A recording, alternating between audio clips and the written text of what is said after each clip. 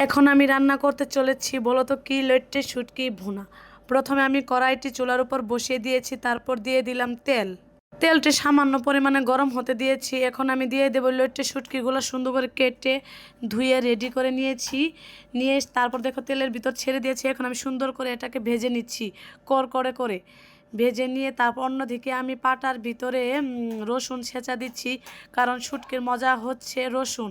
যে কোনো শুটকির ভিতরে যত পরিমাণে রসুন দেবেন শুটকির মজাটা ততই বেড়ে যাবে। সেজন্য আমি অনেকগুলো রসুন থেতলো করে নিয়েছি। অন্যদিকে দেখো আমি শুটকিগুলোকে কড়াই থেকে উঠিয়ে নিলাম।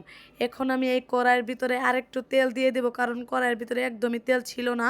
তারপর আমি দিয়ে দিচ্ছি রসুন থেতলো করা, সেগুলো দিয়ে দিচ্ছি। সবগুলো কেচে কুচে দিয়ে আমি সুন্দর করে লাড়াচাড়া শুরু করে দিচ্ছি।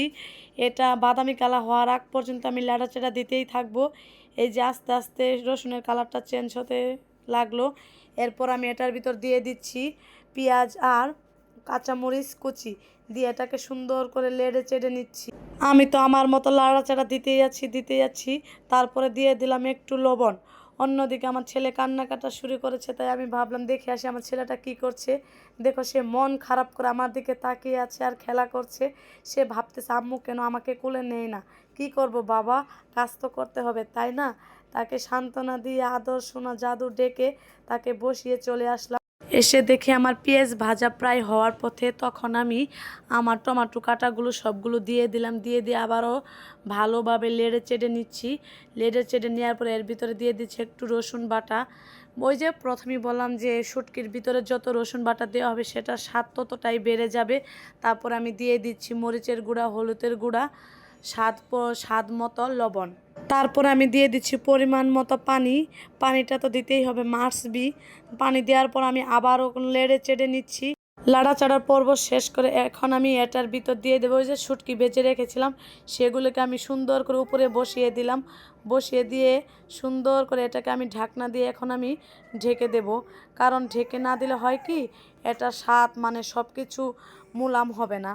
ঢেকে দিয়ে আবার আমি ঢাকনা উঠিয়ে দিলাম। এই দেখো কি সুন্দর টকবক করা শুরু করে দিয়েছে।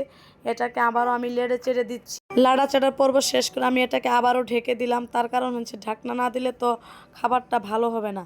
ঢাকনা উঠিয়ে আবার আমি এটাকে লাড়াচাড়া দিচ্ছি। এভাবেই লাড়াচাড়ার উপরেই রেখেছি, লাড়াচাড়া না দিলে নিচ দিয়ে পোড়া ধরে যাবে। এই যে দেখো প্রায় আমার তরকারিটা হয়ে এসেছে। আস্তে আস্তে কালারটা চেঞ্জ হয়ে যাচ্ছে। এই যে দেখো কি সুন্দর একটা কালার এসেছে, অমায়িক। আর এত সুন্দর একটা গ্রান বের হয়েছে, মনে হচ্ছে আমি খেয়ে ফেলি। বলতে না বলতে এই দেখো আমার তরকারি রেডি হওয়ার পর আমি ভাত নিয়ে বসে পড়েছি। এখন আমি ভাত দিয়ে খাবো। অসাম, অনেক মজা হয়েছে, যা বলার মতো না। এই যে আমি শুটকিও মুখে নিয়ে নিয়েছি। কে কে খেতে